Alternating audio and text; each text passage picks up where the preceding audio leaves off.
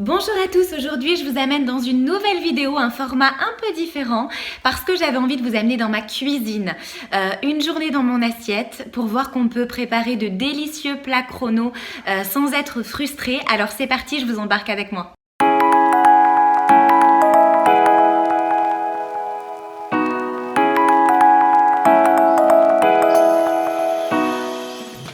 En chrononutrition, le petit déjeuner est toujours gras, complet et salé.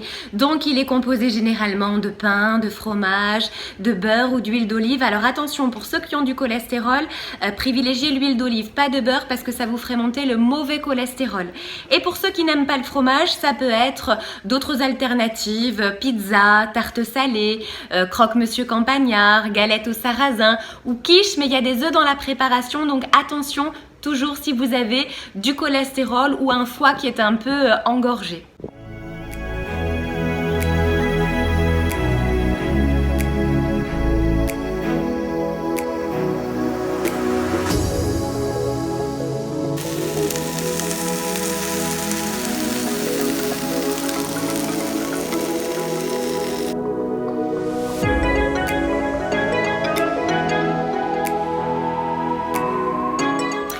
Moi, en général, j'adore les petits déjeuners salés. Donc, ce que je préfère privilégier, c'est soit du pain et du fromage avec soit des petites tartines grillées avec un peu de fromage fondu et quelques légumes. Moi, j'aime bien les petits légumes le matin, type des belles tranches de tomates avec un peu de salade, un peu de fromage de jambon blanc. J'aime bien varier mes petits déjeuners et un peu d'huile d'olive et me mettre un peu de mélange d'échalotes, etc., des choses comme ça dessus.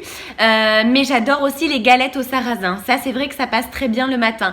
La pizza, ça dépend des fois. Mais voilà, surtout, le plus important, c'est de vous dire de privilégier des aliments que vous aimez. Ça, c'est vraiment le secret. Il faut que vraiment vous mangiez des choses qui vous plaisent.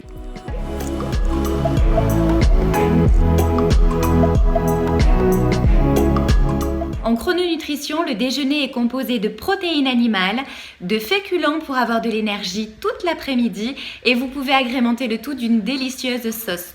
Aujourd'hui, j'avais envie de me faire de belles brochettes de bœuf avec un écrasé de pommes de terre et de l'oignon pour agrémenter tout ça. Ça sent super bon. J'ai enlevé les petits bâtonnets de brochettes pour que ça cuise plus vite, mais on y est. Surtout, n'oubliez pas d'ajouter tous les épices et condiments que vous voulez. Le plus important, c'est que vos plats aient du goût, de l'ail, du persil, de l'échalote, de l'oignon. Éclatez-vous, mais surtout, régalez-vous. Très jolie performance du jour, on est avec une cliente qui a perdu 18,2 kg en 6 mois de chrononutrition. Alors, je vous fais un point avec ces mensurations quand même que vous puissiez voir au niveau de la perte de volume. Elle a perdu 13,5 cm à la poitrine, 12 cm à la taille et 16 cm sur les hanches. Et donc 18,2 kg en 6 mois.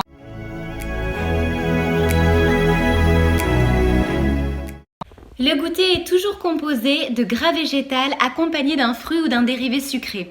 Alors gras végétal, ça peut être des graines, tout ce qui est oléagineux, amandes, pistaches, noisettes, cajou, non grillé, non fumé, non salé, pour éviter tout ce qui est cellulite, rétention d'eau. Ça peut être tout ce qui est chocolat aussi à 70%. 30 grammes si vous n'avez pas de cholestérol. Si vous n'aimez pas trop le sucre, ça pourrait être un avocat en vinaigrette ou des olives vertes ou noires. Et toujours accompagné d'un fruit ou d'un dérivé sucré. Donc ça peut être un fruit de taille moyenne, de la compote, du miel, du sirop d'érable mais sans pain. Ça pourrait être du sorbet, 2 à 3 boules de sorbet en fonction de votre taille, du jus de fruits naturel. Par contre, faites juste attention au moment du goûter. Le gras végétal, vous avez jusqu'à 6 heures pour le consommer après le déjeuner et le fruit 5 heures. Sinon, ce goûter serait stocké sur l'organisme. Donc faites bien attention au moment où vous déjeunez. Mais ce goûter, il est très important parce qu'il il est défatigant pour le cerveau et il permet aussi d'éviter de se ruer sur le repas du soir. Pour le goûter aujourd'hui, j'ai opté pour quelques noix de cajou et des framboises. Et pour mon goûter de demain, je me suis trouvé cette petite merveille. Regardez ça comme ça a l'air bon.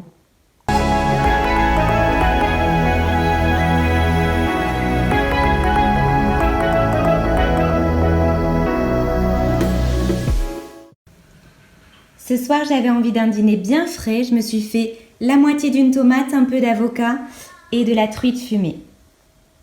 N'oubliez pas, si vous n'avez pas pris d'avocat au goûter, vous pouvez tout à fait l'intégrer à votre dîner. Je vous fais un petit point rapide sur le dîner, mais parce que j'ai beaucoup de questions aujourd'hui en DM sur Instagram, donc je profite de ce petit vlog pour faire une parenthèse sur le sujet.